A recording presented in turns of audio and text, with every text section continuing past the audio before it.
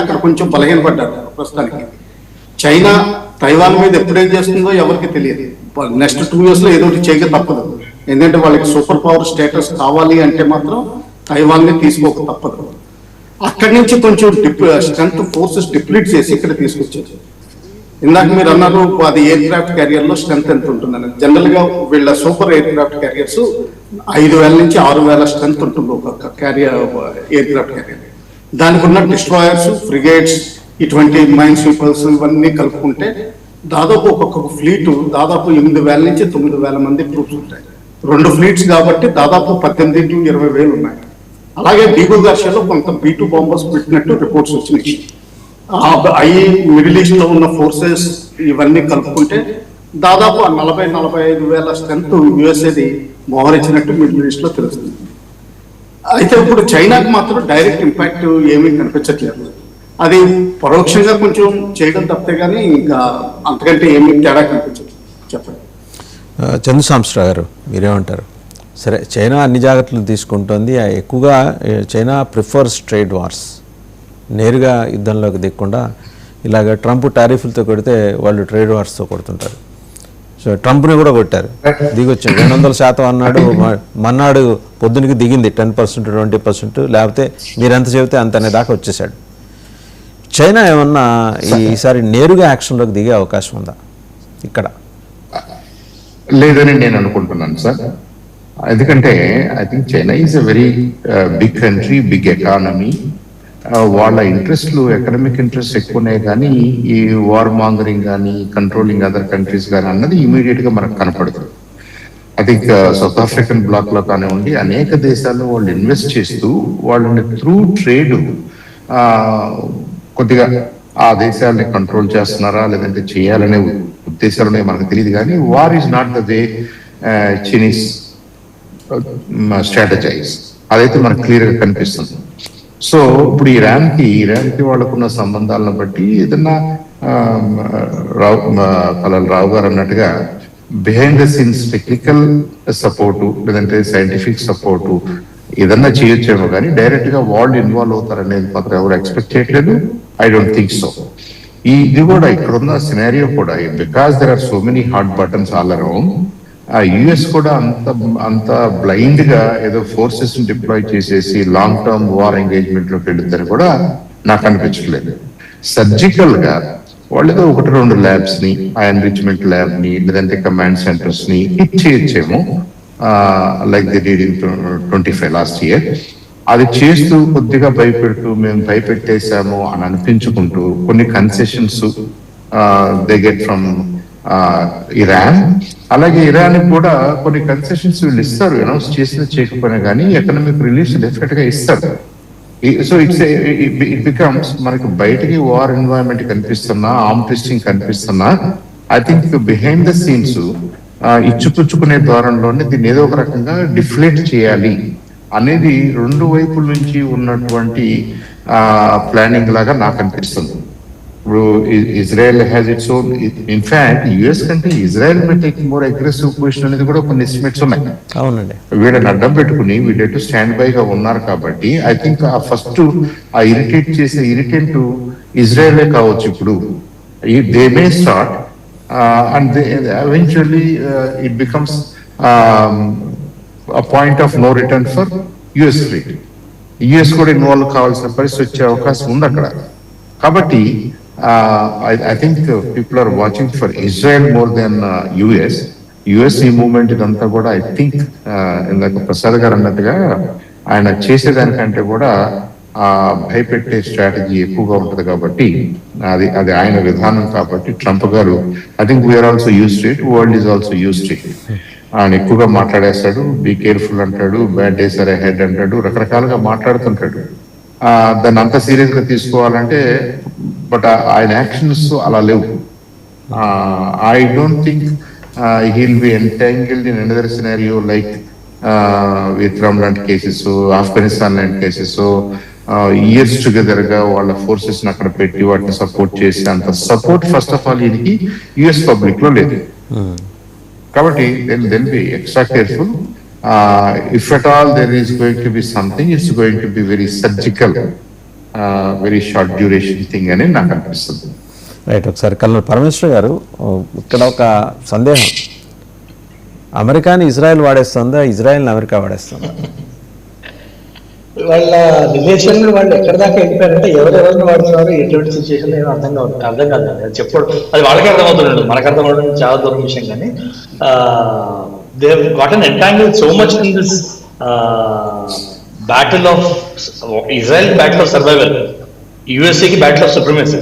So ఈ బ్యాటిల్లో వాళ్ళు ఎంత దాకా ఎంటాంగిల్ అయిపోయారంటే, ఇప్పుడు ఎలా అయిపోయిందంటే తీసినా కాలుతుంది, తీయపోయినా కాలుతుంది, అట్లా అయిపోయింది వాళ్ళ తోక యుఎస్ఏ. సో అండ్ స్వయంకృత అపరాధమే, అది ఎవరు చేసింది కాదు, వాళ్ళకి వాళ్ళు చేసుకునేది అది. సో నా ఉద్దేశంలో like most of the panellist indicate చేస్తున్నట్టు, యుఎస్ఏ ఆల్వేస్ ట్రైస్ బ్రౌ బీటింగ్ అండి, ఫస్ట్ భయపెట్టడానికి ట్రై చేస్తుంది, ఇగో వస్తున్నాను.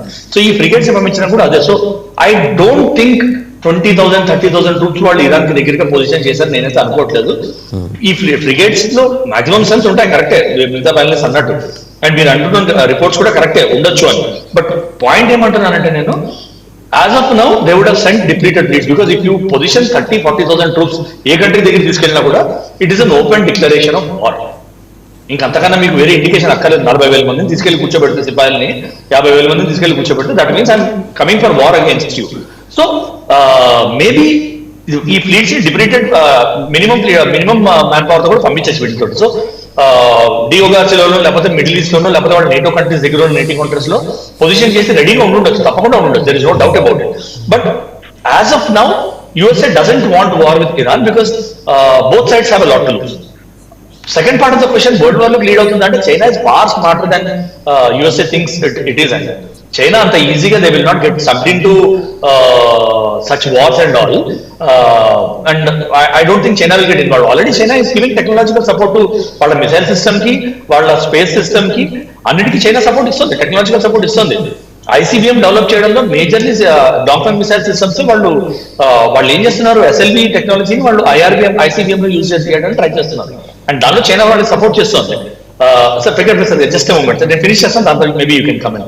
ఆయన హ్యాండ్ రైజ్ చేశారు, I just finish so that then he can. So China is already giving that support. ఆ సపోర్ట్ కంటిన్యూ చేస్తుంది China. అన్ని శాంక్షన్స్ అని, కానీ యుఎస్ఏ చైనా మీద ఎన్ని వేసింది tariffs? USA cannot afford so many tariffs on China. So చైనాతో direct గా యుద్ధం చేయలేదు, చైనా ఎఫెక్ట్ అవుతుంది స్ట్రైట్ ఆఫ్ హార్మస్ పట్టి. ఎందుకంటే strait of Hormuz links Pacific Ocean with Arabian Sea and Indian ocean.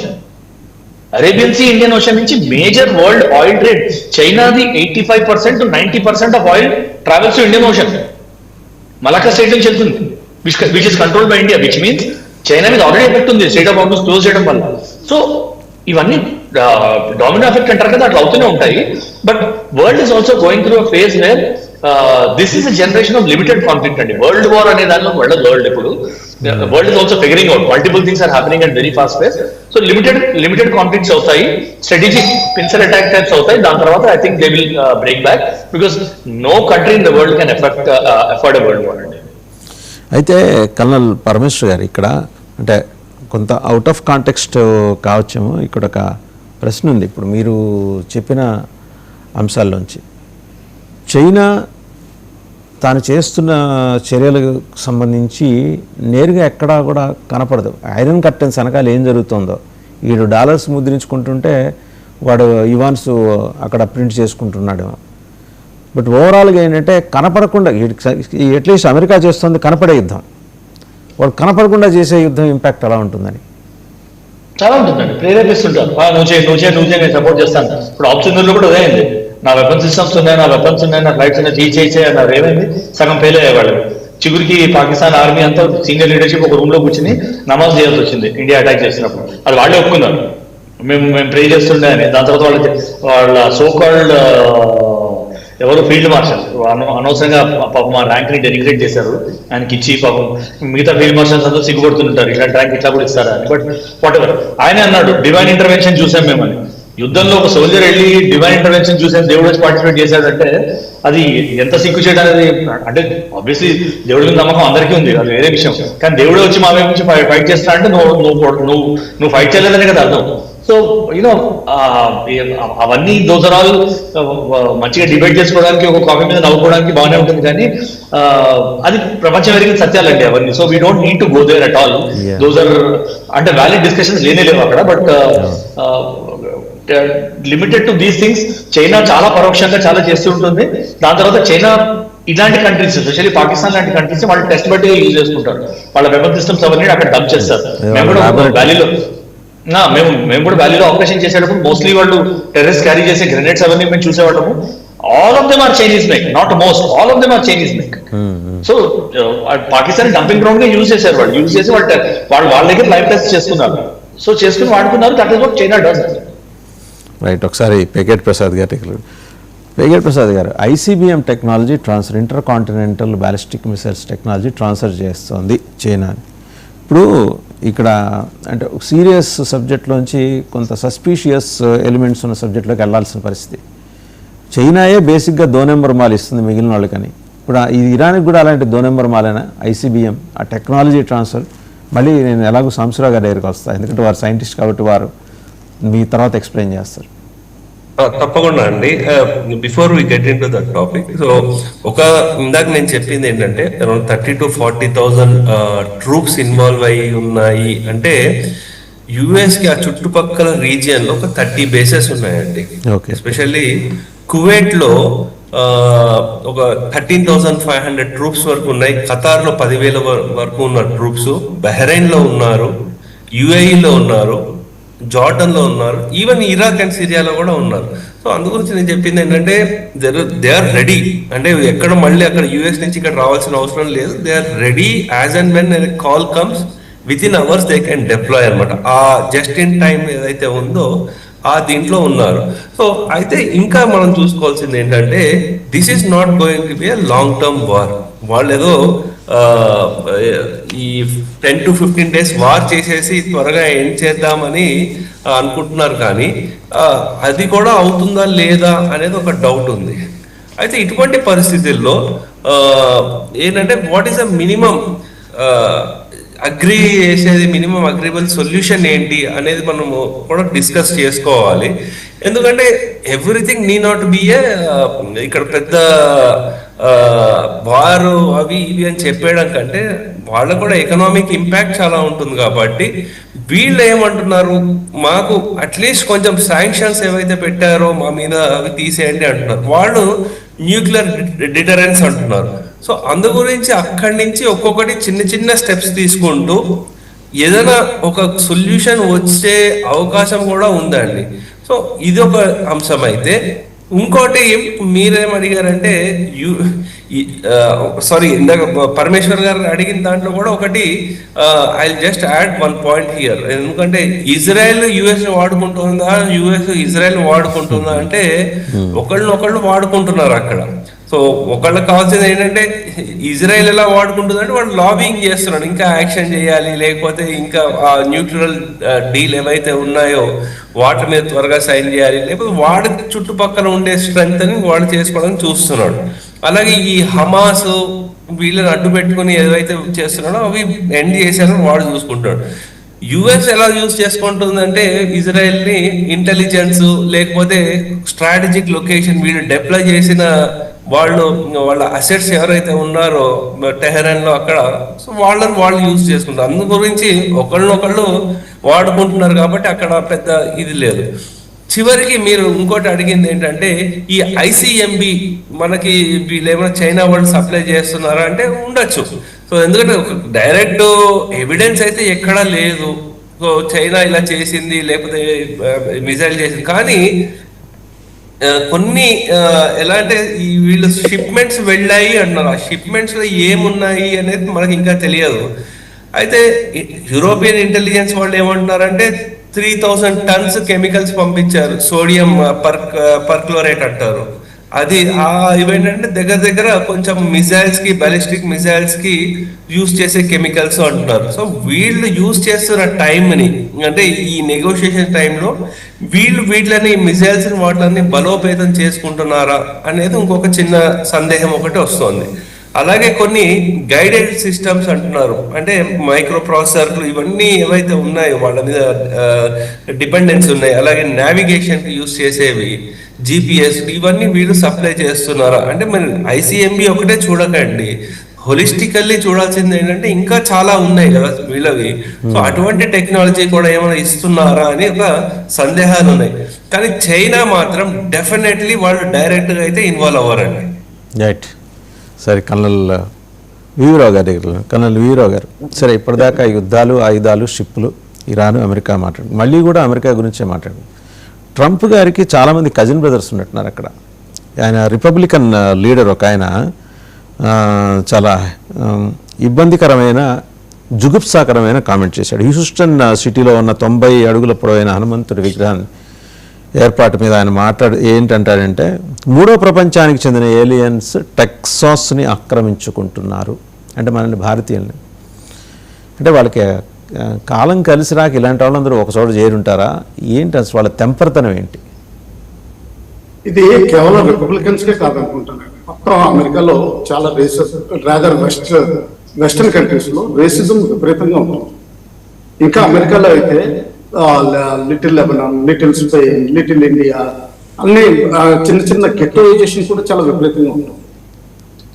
తర్వాత ఏంటంటే మనకి వాళ్ళకి కల్చరల్ డిఫరెన్సెస్ విపరీతంగా ఉన్నాయి. మనకి నోన్ కల్చర్ 15,000 సంవత్సరాలు అయితే 15,000 సంవత్సరాలు అయితే వాళ్ళకి కేవలం 250 సంవత్సరాలే నోన్ కల్చర్ కనిపిస్తుంది. దాదాపు కేవలం ఆక్యుపై చేయడం మొదలుపెట్టి 500 సంవత్సరాలు కూడా అవ్వలేదు. అయితే మనలో ఏమొచ్చిందంటే దాదాపు 1400 సంవత్సరాలు మన దాస్యంలో ఉండిపోయి చాలా సాత్విక లక్షణాలు ఏవైతే అనుకుంటామో అవి తామసిక లక్షణాలలో తెలిపాయి. అందులో భాగంగా ఈ తిరుపతి కల్చర్ ఒకటి వచ్చేసింది. విపరీతమైన పెద్ద విగ్రహాలు పెట్టడం, తర్వాత రిచువల్స్ విపరీతంగా చేయడం. అది ఒక్కసారి ఏమవుతుందంటే అది కొంచెం వరకు నెగటివ్ వచ్చేస్తుంది. అలాగే మనకు కొంచెం కల్చరల్ డిఫరెన్సెస్ ఉన్నాయి. ఎందుకంటే మనకి క్రౌడెడ్ ఏరియాస్ ఎక్కువ, మనకి ఫోమో కల్చర్ ఎక్కువ, అలాగే కాన్సెప్ట్ ఆఫ్ మినిమలిజం అనుకుంటాం కానీ లోపత్వం ఎక్కువ. అవి వాళ్ళు చూస్తూనే ఉంటారు. తర్వాత ఇంకోటి ఏంటంటే మన వాళ్ళు సక్సెస్ఫుల్ ఎక్కువ అయ్యారు, ఎందుకంటే మంచి ఉద్యోగాల్లో ఉన్నారు. యావరేజ్ అమెరికన్ కంటే మన యావరేజ్ ఇండియన్ దాదాపు 2 రెట్లు సంపాదన ఎక్కువ ఉంటుంది. అందువల్ల వాళ్ళకి కొంచెం డెమోక్రసీలో ఓట్స్ కావాలి. ఆ ఓట్స్ కావాలంటే ఒక అమెరికా, మన ఇండియాలో అయితే 33 to 40% ఓట్స్ తీసుకుంటే గెలుస్తారు. అక్కడైతే 25 to 25% ఓట్స్ వస్తే చాలు ఎలక్షన్స్ గెలుస్తారని విన్నాను. సో ఆ విధంగా 25% పాపులేషన్ ని ఎగదోయడానికి, వాళ్ళ ఓట్లు తీసుకోవడానికి ఏదో ఒకటి చెప్పాల్సింది. ఆ చెప్పడంలోనే భాగం కింద వాళ్ళకి ఏమవుతుందంటే ఏషియన్ అనగానే ఇస్లామిక్ కూడా కలిసిపోతుంది, తర్వాత హిందూయిజం కూడా కలిసిపోతుంది. సిక్కిజంకి ఇస్లాంకి వాళ్ళకి తేడా కూడా తెలియదు చాలా మంది. అందులో భాగంగా మనల్ని కించపరిచి ఉండొచ్చు, చాలా సీరియస్ గా తీసుకోవాల్సిన అవసరం లేదు, ఎందుకంటే ఇవి నడుస్తూనే ఉంటాయి. అయితే మన వాళ్ళు చేయాల్సింది ఏంటంటే కొంచెం ఈ వైలెంట్ రూమ్ బియర్ రోమన్ అన్నారు, ఆ విధంగా మనం కొంచెం ప్రవర్తించాలి. కొంచెం సపరేటిజం, ఎక్స్క్లూజివిటీ కొంచెం తగ్గించుకోవాలి. అది నా అభిప్రాయం. రైట్. మా చందు సాంబశివరావు గారి దగ్గర అమెరికాలో ఉన్నారు మీరు, ఆ కల్చర్ని దగ్గర నుంచి చూశారు. అటు శాస్త్ర సాంకేతిక రంగంతో పాటు అమెరికా పౌర సమాజం ఎలా బిహేవ్ చేస్తుందో కూడా మీరు చూశారు. హనుమంతుడి విగ్రహం ఏర్పాటు చేయటం మీద రిపబ్లికన్ నేత ఆయన మాట్లాడిన తీరుని మీరు ఎలా చూస్తున్నారు సార్? అది డెఫినెట్లీ అబ్జెక్షనబుల్ అండి. At the same time let's see what exactly is going on. మనకు అమెరికాలో నేను 15-16 సంవత్సరాలు ఉన్నాను, మా ఫ్యామిలీ ఇంకా ఉంది, పిల్లలు అక్కడే ఉన్నారు. In a way first hand experience నాకు ఎక్కువగా ఉంది, అనుభవం ఎక్కువగా ఉంది. అమెరికాలో మెజారిటీ ఆఫ్ అమెరికన్స్ యాక్చువల్గా చాలా అకామిడేటివ్ పీపుల్, చాలా కన్జర్వేటివ్ పీపుల్, చాలా friendly people. Majority, overwhelmingly majority. వాళ్ళందరూ ఏమనుకుంటారంటే వాళ్ళ తాతలు ముత్తాతలు కూడా ఎక్కడి నుంచి వచ్చారు కాబట్టి America is a nation of immigrants అనే దాన్ని చాలా బలంగా నమ్ముతారు, దాన్ని ఆనర్ చేసుకుంటారు, దాన్ని గౌరవించుకుంటారు. అయితే there will be some elements political or otherwise వాళ్ళేంటి ఇది మాది అనే సెన్స్ లో ఆ ఓనర్షిప్ తీసుకుంటూ ఇప్పుడు కొత్తగా వస్తున్న ఇమిగ్రెంట్స్ ని మీరు మేము అనే భాషలోకి విడగొడుతూ కొద్దిగా అది ఉంటుంది. ఆ, ఇది ఇది ఇది మాది అనే సెన్స్ లో పక్క వాళ్ళని డిస్క్రిమినేట్ చేయటం, పక్క వాళ్ళని తేలిగ్గా మాట్లాడటం, పక్క వాళ్ళని ఎగతాళి చేయటం ఇవన్నీ కూడా ఉంటాయి. కానీ ఆ పర్సెంటేజ్ చాలా చాలా తక్కువ.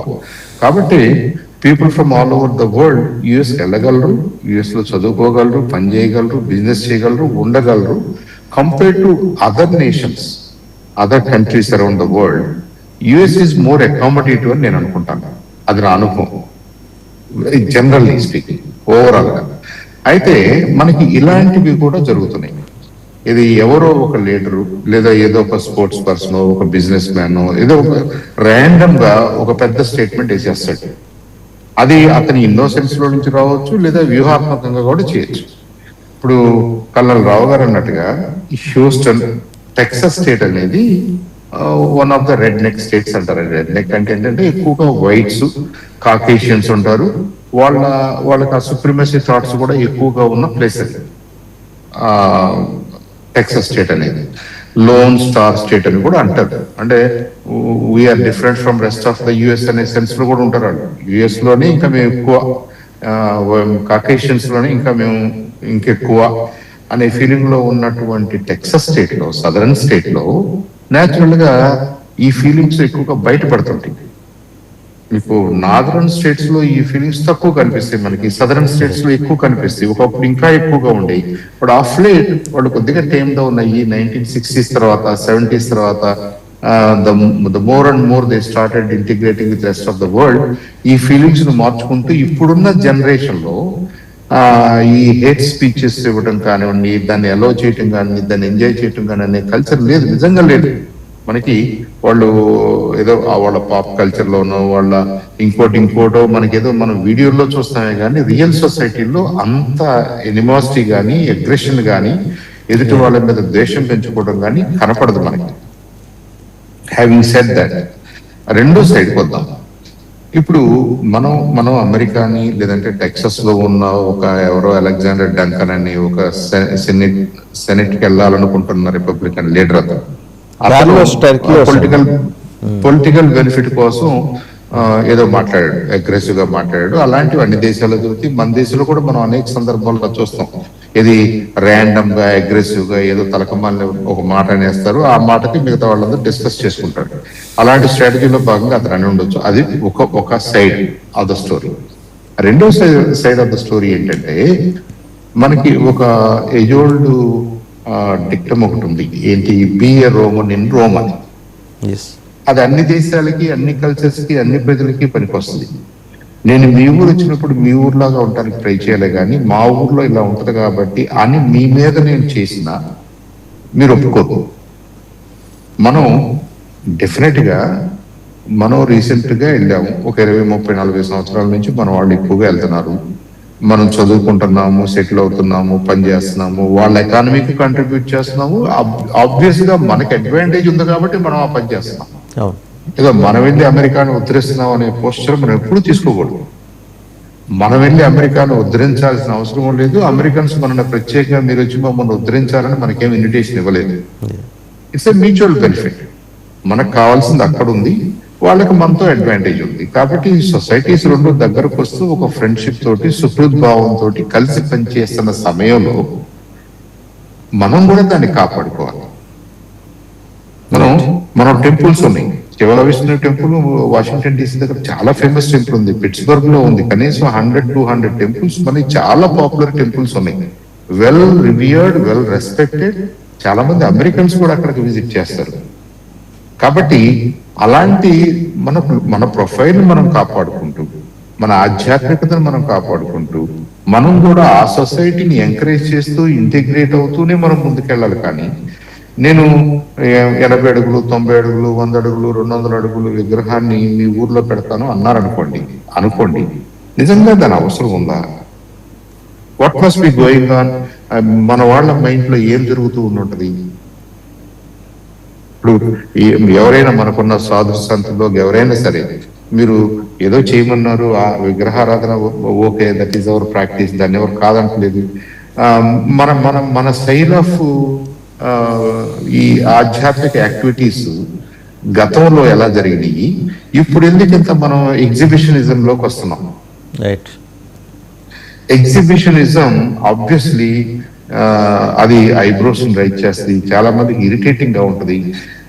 మనం ఎంత ఉదార భావంతో ఎంత కామ్ గా కూల్ గా ఆలోచించినా, just think about a situation, మన ఊర్లోకి వచ్చి మన కాని వాళ్ళు వాళ్ళకి గొప్ప కాబట్టి ఒక విగ్రహమో ఒక ఆర్టిఫాక్టో ఇంకో ఏదో ఏదో చేశారనుకోండి, do we really allow that?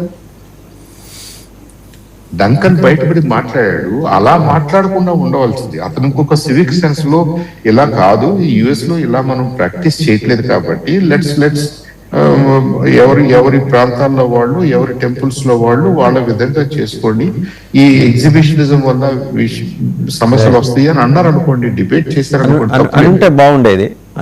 ఇప్పుడు హూ ఈజ్ హనుమాన్ అనేది బ్యాక్గ్రౌండ్ తెలుసుకోకుండా ఆయన ఇంకొక రకంగా దాన్ని డిస్క్రైబ్ చేయడం వల్ల మన వాళ్ళకి ఇబ్బంది కనిపిస్తుంది, మనందరికి కూడా ఇబ్బంది అనిపిస్తుంది. ఆయన మాట తెలియక అవుట్ ఆఫ్ ఇన్నోసెన్స్ ఎరగెన్స్ అని ఉంటాడేమో, కానీ మనం కూడా దానికి అవకాశం ఇచ్చాము అన్నది మనం కూడా గుర్తించాలి. మన టెంపుల్స్ చాలా డీసెంట్ గా ఉంది, ఇండియన్స్ అంటే చాలా రెస్పెక్ట్ ఉంది, మన వాళ్ళ మీద గౌరవం ఉంది, మన దేశం మీద గౌరవం ఉంది. It's a bilateral thing. వాళ్ళు అవన్నీ కాపాడుకోవాల్సిన బాధ్యత మనకే ఉంటుంది. we should not disturb in any sense. అది వేరే దేశం, మనం వాళ్ళని ఉద్ధరిస్తున్నాం అనే పొజిషన్ లో మనం ఎప్పుడు ఉండకూడదు. మీరు అన్నట్టు అలా ఉండకూడదు. ఒకసారి కల్నల్ పరమ్ గారు మీరేమంటారు? కార్లోస్ టర్కియోస్ ఈ మాట అన్నది, తను అన్నది. సో ఇమ్మెచ్యూర్ అన్నట్టు అవుట్ ఆఫ్ ఆర్గన్స్ అండి. ఐఎమ్ వెరీ షూర్ వాళ్ళకి తెల్లవాళ్ళకి మన బ్రౌన్ స్కిన్ అంటే ఒక రేసిస్ట్ అవుట్లుక్ ఎప్పటికీ ఉంది. ఇప్పటికి కూడా ఇంగ్లీష్, నేను యూఎస్కి వెళ్ళలేదు ఎప్పుడు, but whenever I interact with US people or English people specially, వాళ్ళ సుప్రీమసీ అనేది ఒకటి కొంచెం ఎస్టాబ్లిష్ చేయడానికి ట్రై చేస్తారు. They always show that they are superior అన్న ఒకటి చూపించడానికి ట్రై చేస్తారు. That racism is in their blood. అది పక్కన పెట్టామంటే పర్సనలీ ఐఎమ్ సివిలైజేషన్ హిందూ అండి. అంటే నేను మా అమ్మ మా ఇంట్లో వాళ్ళందరూ పూజలు చేస్తారు, కానీ నేను పూజలు చెయ్యను ఎక్కువ, బట్ దేవుణ్ణి నమ్ముతాను. ఒక దండం పెట్టుకుంటాను. నేను ఎటుంటే అటు ఒక దండం పెట్టుకుని karmic Hindu or civilization Hindu అంటారు. అంటే నేను నా కర్మని నమ్ముతాను ఎక్కువ, మంచి చెయ్యి మంచి తిరిగి వస్తుందని నమ్ముతాను నేను. అది అలాంటిది ఈక్వేషన్ దేవుడు అనేవాడు పెట్టుకుంటాడని నమ్ముతాను. సో నేను పెద్ద విగ్రహ పూజల్లోనూ వాటిల్లోనూ నేను తప్పు అని నేను అనను, బట్ నేను చెయ్యను నా అలవాటు ప్రకారం. సో నా ఫేక్ పక్కన పెట్టామంటే సరే కరెక్టే, ఇన్ రోమ్ బియర్ రోమన్ ఇవన్నీ అన్నారు కరెక్టే. దెన్ అలాంటిది వాళ్ళని ప్రాక్టీస్ చేయాలి కదండి. నువ్వు ఇక్కడికి వచ్చి కోట్ల డాలర్లు నువ్వు ఇండియాలో పంప్ చేసి స్వార్థ సభలు, కన్వర్షన్ ర్యాకెట్లు నడిపిస్తున్నావు, దాని గురించి కూడా మాట్లాడుతున్నారు నువ్వు అన్నప్పుడు నీకు న్యాయం నాకు న్యాయం. నేను వెళ్ళి నా స్టాచ్యూ పెట్టుకుంటే నీకు బాధ అనిపించింది, ఒక చోట స్టాచ్యూ పెడితే బాధ అనిపించింది. నువ్వు ఎక్కడ వస్తే అక్కడ మెజారిటేరియనిజం క్రియేట్ చేసి పబ్లిక్ ని కన్వర్ట్ చేసి అక్కడ పెద్ద పెద్ద చర్చెస్, ఆబ్సీన్ చర్చెస్ కడుతున్నారు మీరు అవుట్ బ్యాక్స్ లో. అలాంటప్పుడు మరి నువ్వు దాని గురించి కూడా మాట్లాడు. అది కూడా అవుతున్నాయి కదా ప్రపంచంలో. మీరు మిడిల్ ఈస్ట్ లోకి వెళ్ళి ఎయిడ్ వర్కర్స్ అని అక్కడ కన్వర్జన్ ర్యాకెట్స్ నడిపిస్తున్నారు. అలాగే ఇస్లామిక్ కన్వర్జన్స్ నడుస్తున్నాయి. అలాంటప్పుడు మా వాళ్ళు మెజారిటీ ఉన్న చోట అక్కడ విగ్రహం పెట్టుకుంటే సరే, పెట్టకూడదు పెట్టచ్చు అనేది ఇట్స్ ఎ డిఫరెంట్ మెరిట్. పెట్టారు అంటే యూ టాక్ నీ గవర్నమెంటే కదా పర్మిషన్ ఇచ్చింది. నువ్వు నీ గవర్నమెంట్ తోటి మాట్లాడు. పబ్లిక్ వచ్చి ఇంకోటి మనం మాట్లాడామో యేసుక్రీస్తు ఇట్లా, మీ మదర్ మేరీ ఇట్లా అని వాళ్ళకి చర్చలు పెడుతుంటే వాళ్ళని కించపరిచేది మాట్లాడేమో, అది తప్పండి. మీరు కావాలంటే ప్రొటెస్ట్ చేయండి, సరే తప్పు ఇది మీరు చేయకండి అని గవర్నమెంట్ కంప్లైంట్ పెట్టుకోండి మీరు. కానీ నువ్వు చేసేది కరెక్ట్, నేను చేసేది తప్పు అంటే మాత్రం ఆ డ్యూయల్ స్టాండర్డ్స్ మాత్రం ఐఎమ్ సర్టన్లీ అగేన్స్ట్. ఎక్కడ ఎటువంటిది నేను వచ్చి లౌడ్ స్పీకర్లు పెట్టి మీరు పూజలు చేయాలి, నమాజులు చదవాలి దానికి నేను నమ్మను. పర్సనలీ నేను నమ్మను. But I'm a Hindu, I'm civilization Hindu. నేను ఇంకోళ్ళని డిస్టర్బ్ చేయ, my religion stops where my nose stops అండి. నా నమ్మకం నా దగ్గర ఉంటుంది, కానీ నేను ఇంకోళ్ళ మీద రుద్దను నేను. అది నా నమ్మకం. అలాగే పర్సనల్ బిలీఫ్స్ అవి ఉంటాయి, కానీ నేను ఇంకోళ్ళ గురించి కమెంట్ చేసేటప్పుడు మాత్రం ఈక్వానిమస్ గా ఉండాలి. ఒక చోట తప్పు చూస్తే రెండో చోట కూడా తప్పు చూడాలి, లేకపోతే అక్కడ కూడా మోసుకుని కూర్చోవాలి. That is my opinion. Right. చాలా క్విక్ గా ప్రసాద్ గారు క్లోజ్ చేయండి, టైం కూడా వస్తుంది. చాలా క్విక్ గా ఈ వివాదం మీద. సార్, ఈ వివాదం ఏంటంటే ఈ టెక్సాస్, ఫ్లోరిడా ఇవన్నీ ఏంటంటే అక్కడ మెక్సికన్స్ లేకపోతే ఫ్లోరిడాలో క్యూబన్స్ ఎక్కువ చాలా మంది ఉంటారు. వాళ్ళు కూడా అంత అంత గొప్ప దేశాలు ఏం కాదు, అయినా వాళ్ళు అమెరికన్ కంటే ఎక్కువ ఫీల్ అయిపోతూ ఉంటారు, మేము గొప్ప అన్న ఫీలింగ్ లో ఉంటారు. ఎస్పెషల్లీ టెక్సస్ లో వచ్చేసరికి ఏంటంటే రిపబ్లికన్స్ కి ఎస్పెషల్లీ వాళ్ళ కోర్ సపోర్టర్స్ ఆయిల్ లాబీ అండి. వాళ్ళ కోర్ సపోర్టర్స్ ని అపీల్ చేసుకునే దాంట్లో ఇది కానీ అక్కడ వాళ్ళు విగ్రహం పెట్టింది ఇల్లీగల్ అయితే ఎక్కడ కాదు, as per the law they have followed what ever it is. So మనం చెయ్యొచ్చా చేయకూడదు అన్నది ఒక్కొక్కళ్ళ ఇండివిజువల్ అభిప్రాయం, అది చేంజ్ అవ్వచ్చు, కానీ అది ఇల్లీగల్ అయితే కాదు. కానీ యుఎస్ లో ఏమవుతుందంటే వాళ్ళ కోర్ ఓటర్స్ ని అపీల్ చేసుకోవడానికి హిందువుల మీదే కాదు, ఈవెన్ ముస్లింస్ల మీద కూడా వాళ్ళ ఖురాన్ మీద వీటిలన్నిటి మీద కమెంట్స్ కూడా చేయడం జరుగుతోంది. సో ఈ ద్వంద్వ వైఖరి ఏదైతే ఉందో మీరు మిగతా వాళ్ళ మీద అంటున్నప్పుడు ఆ బురద వీళ్ళ మీద కూడా పడుతుంది. ఎందుకంటే మిగతా దేశాల్లో ఉండే వాళ్ళు కూడా మీరు క్రిస్టియానిటీని మీరు ఎందుకు ఇలా ప్రచారం చేసుకుంటున్నారు ఇలా అంటున్నారు కాబట్టి వాటిని కూడా చూడాల్సిన అవసరం ఉంది. ఇంకోటి ఈ టర్మ్ ఏలియన్స్ అని ఏవైతే చెప్పారో అసలు ఆ టర్మ్ కూడా తీసేయాలని బైడెన్ అడ్మినిస్ట్రేషన్ చెప్పారు.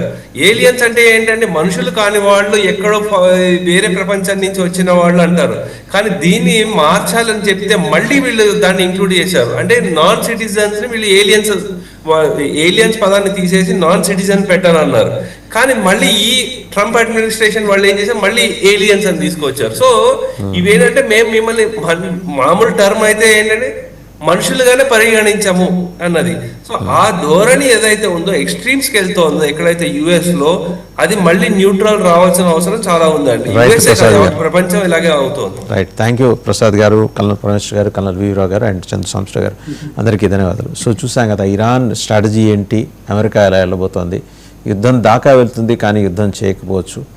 ఇప్పుడు ఇజ్రాయెల్ అమెరికాని వాడుకుంటుందా, అమెరికాని ఇజ్రాయెల్ వాడుతోందా తెలియట్లేదు. కానీ మొత్తానికి ఏంటంటే ఇరాన్ని అణ్వస్త్ర నిరాయుధీకరణ దిశగా నడిపించాలనేది వాళ్ళ ప్రయత్నం. ఇరాన్ అందుకు ఒప్పుకున్నట్టు కనిపిస్తుంది, ఓ పక్కన చేసుకుంటానే పోతుంది. 4 న్యూక్లియర్ ఫెసిలిటీస్ దెబ్బతిన్న తర్వాత కూడా అంత ప్రాగ్రెస్నెస్ తోటి ఇరాన్ ముందుకు వస్తుంది, కవిస్తుంది అంటే ఖచ్చితంగా Iran has its own stand. Iran నాగరికతని, ఇరాన్ సంస్కృతిని మనం తక్కువ చేసి చూడటానికి లేదు, వాళ్ళ శాస్త్ర సాంకేతిక పరిజ్ఞానాన్ని కూడా. అయితే మత ఛాందస్వాదుల చేతుల్లోకి వెళ్ళుండొచ్చు కాక వాళ్ళు కూడా సైన్స్ అండ్ టెక్నాలజీని చాలా బలంగా నమ్మి ముందుకు తీసుకెళ్తున్న క్రమంలో ఇది అమెరికాకి అంత ఈజీ టాస్క్ అయితే ఏం కాదు. వార్షిప్స్ ఉన్నాయి కదా అని చెప్పేసి, యూనిఫామ్ పీపుల్ ఉన్నారు కదా అని చెప్పి తీసుకొచ్చి చుట్టుపక్కల డిప్లాయ్ చేస్తే అక్కడేదో ఇరాన్ మీద గెలిచినట్టు కాదు. గెలుపు ఓటముల సంగతి పక్కన పెడితే ప్రపంచాన్ని అతలాకుతలం చేసే ఇలాంటి దుర్మార్గపు ఆలోచన ధోరణి నుంచి అమెరికా బయటపడాలని మనకి తెలిసిన దేవుళ్ళని తెలియని దేవుళ్ళని ప్రార్థించుకోవాల్సిన సమయం.